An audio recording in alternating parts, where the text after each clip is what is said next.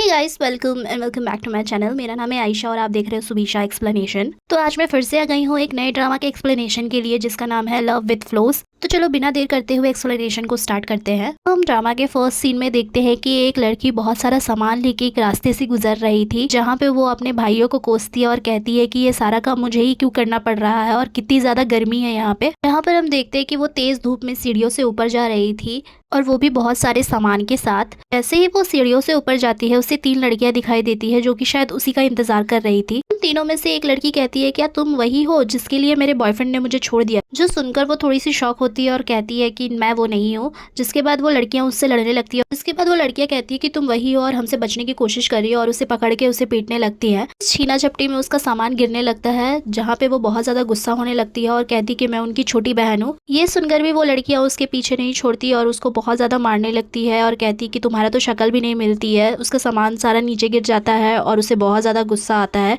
जिसके बाद वो भी उन लड़कियों को पीटने लगती है, लेकिन वो बहुत ज़्यादा देर तक उन्हें नहीं पीट पाती क्योंकि वो तीनों के सामने बहुत ज़्यादा हल्की पड़ जाती है। बहुत ज़्यादा समझाने के बाद भी वो लड़कियां नहीं मानती और उसकी धुलाई कर देती है अच्छे से। सो आप अभी तक तो जान गए होगी कि ये लड़की ही हमारे ड्रामा की मेन लीड है जिसका नाम है जूसियो। और जैसे ही वो घर में एंटर होती है बहुत ज्यादा जोर से चिल्लाती है और अपने भाइयों को बुलाती है। इसकी आवाज बाहर तक गूंज जाती है और उसके सारे भाई आके सामने बैठ जाते हैं। जिसके बाद वो अपने भाइयों से पूछती है कि तुम में से कौन है, ये कौन है जिसकी गर्लफ्रेंड ने आज मुझे बहुत पीटा। यहाँ हम देखते हैं कि उसके भाई इतने ज्यादा डरे हुए थे कि कुछ भी नहीं बोल पाते उसके सामने। इसके बाद वो अपना फोन निकालती है और उनकी फोटोज लेने लगती है। उसको फोटो लेते हुए देख उसके सारे भाई कहते हैं कि अभी तक तो हम नहाए भी नहीं है, हमारी फोटो क्यों ले रही हो? और वो मानती नहीं और फोटो लेती जाती है। लेकिन वो देखती है कि वो लोग ऐसे भी बहुत ज्यादा हैंडसम लग रहे हैं और स्मार्ट लग रहे हैं। बहुत ज्यादा पूछने के बाद उसके सबसे बड़ा भाई कहता है कि वो मेरी गर्लफ्रेंड थी, वो बहुत ज्यादा चेप हो रही थी, इसलिए मैंने बोला कि मैंने कोई और गर्लफ्रेंड बना ली है। उसके बाद वो उसको मारने लगती है, लेकिन वो कहता है कि तुम इतनी ओवर रिएक्ट क्यों कर रही हो, कौन सा ये पहली बार तुम्हारे साथ हुआ है?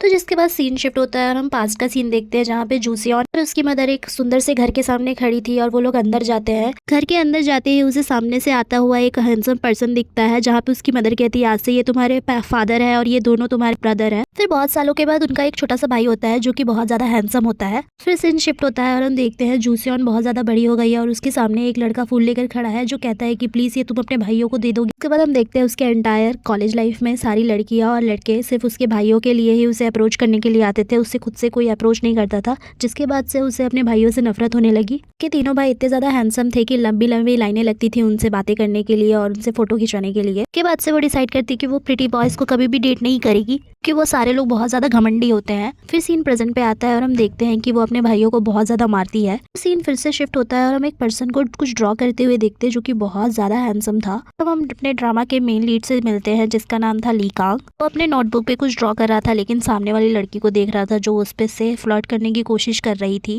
फिर सामने से उसे कॉल आता है जहाँ पे सामने वाला पर्सन कहता है कि मैं 5 मिनट में वहाँ पे आ रहा हूँ। बेसिकली यहाँ पे ली कांग किसी का वेट कर रहा था एयरपोर्ट पे, लेकिन उसे वो लड़की उसे फ्लर्ट करते हुए दिख जाती है, जहाँ पे वो कहता है तुम 5 नहीं 15 मिनट बाद आना, मुझे कुछ अच्छा काम मिला है करने को। उसके बाद ली कांग उस लड़की को स्माइल करते हुए देखता है और वो स्माइल बैक करती है। उसके बाद वो लड़की से पूछता है कि जो तुम्हारे बगल में बैठा था क्या वो तुम्हारा बॉयफ्रेंड था? जहाँ पे वो कहती है कि नहीं वो मेरा बॉयफ्रेंड नहीं था, वो बस मेरा दोस्त था। उसके बाद हम देखते हैं कि वहाँ से वो टिश्यू पेपर निकाल के उस लड़की को देता है और कहता है कि प्लीज इसमें नंबर और अपना नाम लिख के दे दो। सीन शिफ्ट होता है और हम वॉशरूम का सीन देखते हैं जहाँ पे ली कांग के बगल में वही लड़का खड़ा हुआ था। उसके बाद हम देखते हैं कि वो टिश्यू पेपर वो उसी लड़के को दे देता है। जाते हुए कहता है कि मुझे इसे एक लड़की ने दिया है जिसमें मैं बिल्कुल भी इंटरेस्टेड नहीं हूँ। बट वो लड़का वो टिश्यू पेपर देखकर बहुत ही ज्यादा शॉक हो जाता है क्योंकि उस टिश्यू पेपर पे उसकी गर्लफ्रेंड का नाम लिखा हुआ था। यहाँ ली कांग को लेने के लिए उसका दोस्त आ गया था। उसके दोस्त का नाम था पाक ह्यूनसो। पाक ह्यूनसो ली कांग से जैसे ही मिलता है उससे पूछता है कि तुमने क्या अच्छी चीज देखी है मुझे बताओ। यहाँ पे बैकग्राउंड में हम देखते हैं कि वो दोनों लड़का लड़कियों में झगड़ा हो जाता है, जहाँ लड़का उस लड़की से ब्रेकअप कर लेता है। सीन फिर से शिफ्ट होता है और हम स्कूल का सीन देखते हैं जहाँ पे हम उसियों को देखते हैं जो कि स्कूल में पीटी टीचर होती है, जहाँ पे वो प्रिंसिपल से बात करती है एक स्टूडेंट के बारे में जो कि रेस में बहुत ज्यादा अच्छा परफॉर्म कर रही थी। लेकिन प्रिंसिपल कहते हैं कि क्या वो टॉप 3 यूनिवर्सिटीज में जाने वाली है, जहाँ पे जूसियो कहती है कि अगर वो टॉप 3 यूनिवर्सिटीज में जाने नहीं वाली है तो भी क्या हुआ, लेकिन वो जीत सकती है और उसे स्कॉलरशिप भी मिल सकती है। इसके जवाब में प्रिंसिपल कहते हैं कि अगर कोई स्टूडेंट टॉप 3 यूनिवर्सिटीज में नहीं जा रही है तो हम उसके ऊपर पैसा नहीं लगा सकते, पैसे भी तुम्हारे कॉन्ट्रैक्ट में भी सिर्फ 1 साल ही बचा हुआ है, इसलिए तुम अपनी चिंता करो दूसरों की नहीं। और फिर प्रिंसिपल उसको कहते हैं कि ठीक है तुम बाहर चली जाओ, जहाँ पे वो बाहर जाती है और बहुत ज्यादा गुस्सा करती है। उससे गुस्सा करते हुए देख लेता है एक डॉक्टर। ये बहुत ज्यादा फनी सीन था जिसको देखकर वो बहुत ज्यादा अनकंफर्टेबल हो जाती है और वापस मुड़ जाती है,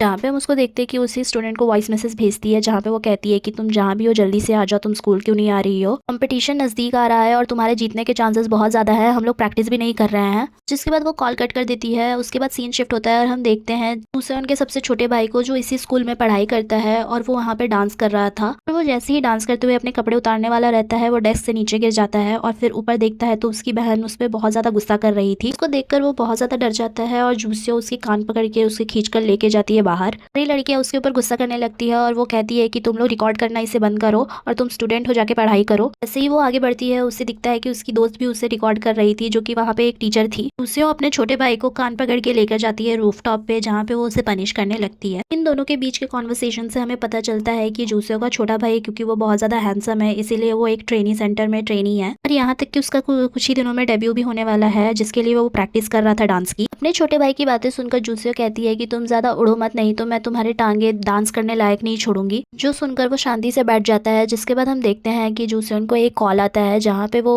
अपने एक्स बॉयफ्रेंड से बातें करती है और कहती है क्या तुम कोरिया में हो, कहाँ आना है। जूसियोन को ऐसे बात करते हुए देख उसका छोटा भाई मुंह बनाने लगता है, जिसके बाद वो उसे बहुत मारती है। उसके बाद फिर से सीन शिफ्ट होता है और हम देखते हैं कि वो अपने दोस्त से उसकी ड्रेस मांग रही थी पहनने के लिए, जहाँ पे उसकी दोस्त कहती है कि तुम पहले बताओ कि ड्रेस मेरी ले क्यों रही हो। जहाँ पे जूसियो रुकती है और कहती है कि मेरे बॉयफ्रेंड ने मुझे बुलाया है। जहाँ पे उसकी बॉयफ्रेंड कहती है कि वही बॉयफ्रेंड जो तुम्हें कॉल ही नहीं करता है और तुम्हें हमेशा इग्नोर करते रहता है, कुछ तो सेल्फ रिस्पेक्ट रखो, तुम क्यों उससे मिलने जा रही हो। यहाँ पे जूसियोन कहती है कि तुमसे जितना बोला गया है उतना करो, प्लीज मुझे अपना ड्रेस दे दो। फ्रेंड उससे पूछती है कि तुम्हें कौन से रेस्टोरेंट में जाना है, जहाँ पे वो एक रेस्टोरेंट का नाम लेती है, जिसे सुनकर वो बहुत ज्यादा शॉक हो जाती है और कहती है यहाँ तो लोग प्रपोज करने के लिए बुलाते हैं, क्या वो तुम्हें प्रपोज करने वाला है शादी के लिए। जो सुनकर वो कहती है कि शायद वो मुझे प्रपोज करने वाला है और वो अपने फ्रेंड से ड्रेस ले लेती है। जिसके बाद हम देखते हैं कि वो ड्रेस पहनकर एक रेस्टोरेंट में बैठी होती है, जहाँ पे वो उसकी फोटो देख रही होती है जिससे वो मिलने वाली होती है। फिर हम देखते हैं कि एक हैंडसम सा लड़का उसके सामने आके खड़ा हो जाता है, जो कहता है कि कैसी हो। जूसियोन पहले तो पहचानती नहीं है उसको, लेकिन फिर वो पहचान जाती है और फिर वो बोलता है कि मैंने बहुत ज्यादा पैसे लगा के अपने शकल पे प्लास्टिक सर्जरी करवाई है। पहले तो जूसियोन अपने फोन से उसकी शक्ल मिलाती है और देखती है कि ये लोग दोनों बिल्कुल भी मैच नहीं कर रहे। फिर वो सोचती है कि सिर्फ शक्ल ही तो बदली है, दिल तो उसका वैसे ही होगा। जो सोचकर वो थोड़ी सी खुश हो जाती है और उसको लगता है कि अब वो उसे प्रपोज करेगा, लेकिन वो उससे डंप कर देती और कहता है कि मुझे एक और लड़की मिल गई है जो कि मिस कोरिया है और वो बहुत ही ज्यादा सुंदर है, और वैसे भी तुम तो बहुत ज्यादा सुंदर भी नहीं हो और ना ही तुम्हारे पास कोई अच्छी नौकरी है और मैं तो बहुत ज्यादा अच्छा हो गया हूँ। जो सुनकर जूसियो का दिल टूट जाता है। जिसके बाद सीन्स फिर से शिफ्ट होता है और हम देखते हैं जूसियो को अपने ब्रदर के रेस्टोरेंट में, जो एक तरह का रेस्टोरेंट तो नहीं था बट एक पब था। वहाँ पे उसके अगल बगल बहुत सारे हैंडसम लड़के बैठे हुए थे। उसने बहुत ज्यादा पी रखी थी और उसका भाई उसे घूर घूर कर देख रहा था। वो कह रहा था कि तुम घर क्यों नहीं चली जाती, तुम यहाँ पे इतने ड्रामे क्यों कर रही हो। उसकी बातें सुनकर वो अपने एक्स बॉयफ्रेंड के बारे में उसे बताने लगती है और कहती है कि उसे क्या लगता है कि मुझे और कोई लड़का नहीं मिलेगा क्या, अभी मैं अपना एक लड़का पटा के दिखाती हूँ। जहाँ पे वो अपने अगल बगल बैठे लड़कों से फ्लर्ट करने की कोशिश करती है, बट वो सारे लड़के उसे देखकर भाग जाते हैं। जो देखकर उसका भाई कहता है कि तुम्हें पता है ना ये गे बार है। वो उसको कहता है कि तुम लोगों को लुक से जज करती हो और अगर तुम्हारा बॉयफ्रेंड इतना ही पसंद था तो तुम रो क्यों नहीं रही हो, तुम तो बस पीते ही जा रही हो, तुम्हें बस उसकी शक्ल पसंद थी क्योंकि वो भद्दा दिखता था। जिसके रिप्लाई में जूसियो कहती है कि तुम तो कुछ बोलो ही मत, तुम तो हर दिन अपना बॉयफ्रेंड चेंज करते रहते हो। सीन शिफ्ट होता है और हम देखते हैं कि उसका भाई उसे कैब में बैठा देता है और कैब वाले को कहता है कि इसे घर छोड़ दो। इसके बाद हम देखते हैं कि एक यूनिवर्सिटी स्टूडेंट जूसियोन के ब्रदर के पब के सामने खड़ा था, जो चाहता था कि वो अंदर जाए बट वो अंदर नहीं जाता। ये पूरे सिनारियो को देखकर हमें ये पता चलता है कि जो जूसियोन का दूसरा भाई है वो एक गे है और वो एक गे पब चलाता है। सो सीन फिर से जूसियोन के ऊपर आता है, जो कि कैब से निकलती है। कैब वाला उसे बहुत ज्यादा डांट रहा था क्योंकि उसने बहुत ज्यादा पी ली थी और उसे बहुत ज्यादा वॉमिटिंग हो रही थी। जहाँ पे हम देखते हैं कि वो साइड में नीचे उतरते ही गंदगी फैला देती है। जिसके बाद हम देखते हैं कि वो बहुत ज्यादा परेशान थी और कह रही थी कि मुझे रोना क्यों नहीं आ रहा है, मुझे बुरा क्यों नहीं लग रहा है। तो ये सब रास्ते पे बैठ के बड़बड़ा ही रहती है। उसे कॉल आता है अपनी फ्रेंड का, जहाँ पे वो उसको बुलाती है थोड़ा सा पीने के लिए। सोचो इतने ज्यादा पीने के बाद फिर से उसको पीना है।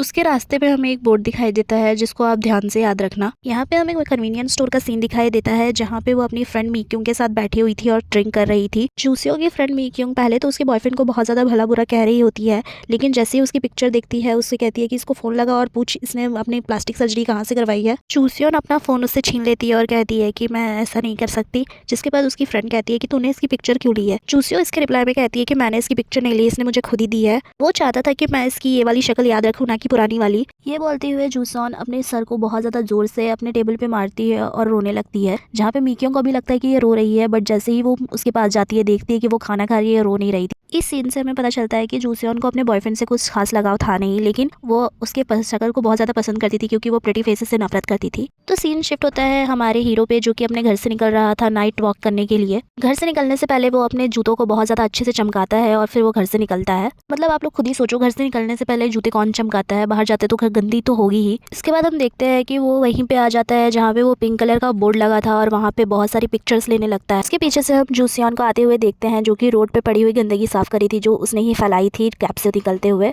लिकांग फोटो लेने में बिजी था, लेकिन जैसे ही वो नीचे देखता है उसे गंदगी दिखाई पड़ती है और वो बहुत ज्यादा जोर से चिल्लाता है क्योंकि उसके जूते बहुत ज्यादा गंदे हो गए थे। जूसियन उसके पीछे पीछे झाड़ू मारते हुए आती है और जैसे उसके सर उसके पीछे लगता है वो गिर जाता है नीचे गंदगी पर ही, जिसके बाद उसके हाथों में भी गंदगी लग जाती है। जैसे ही वो पीछे मुड़ता है उसे सामने झाड़ू दिखता है, जिसको देखकर वो फिर से गिर जाता है। ये बहुत ज्यादा फनी सीन था। वो उसको उठाने की कोशिश करती है लेकिन वो उसको झाड़ू देख के कहता है कि तुम मेरे सामने से चली जाओ, तुम पागल हो गई हो क्या। तो उसके जूतों के साथ साथ उसकी पैंट भी बहुत ज्यादा गंदी हो गई थी, जिसके लिए उसको बहुत ज्यादा चिंता हो रही थी और वो बहुत ज्यादा तेज भागता है अपने घर की तरफ। जूसियन उसको पीछे से देख रही थी और वो सोच रही थी कि ये कैसा पागल आदमी है। बट भाई इस सीन में तो मैं भी जूसियन के साथ अग्री करूंगी, क्योंकि पहली बार तो वो अपनी गंदगी साफ करने आई थी बेचारी, और ऊपर से रोड पे उसे ऐसा आदमी मिल जाता है जिसको अपनी जूतों की बहुत ज्यादा चिंता है और उसे उसको पहन के भी आया है। हमारे इस पार्ट के लिए बस इतना ही। अगर वीडियो अच्छा लगे तो लाइक शेयर और सब्सक्राइब जरूर करें अगले पार्ट के लिए।